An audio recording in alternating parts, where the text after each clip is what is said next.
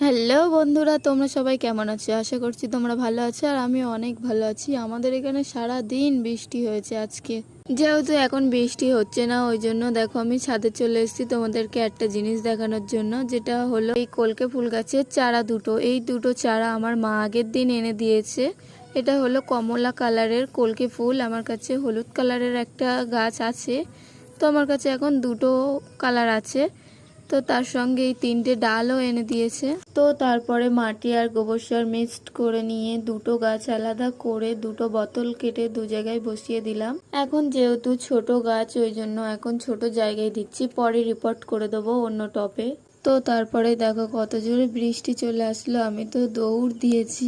বৃষ্টি তো থামার কোনো নামই নেই। তো দুটো গাছে আমি জল দিয়ে নিচে চলে আসলাম। এসেই দেখো বাড়ির পিছনে কলকে ফুল গাছের ডালগুলো আমি বসিয়ে দিলাম। তো আজকের ভিডিওটি এইটুকুই। সবাই ভালো থেকো, সুস্থ থেকো, বাই।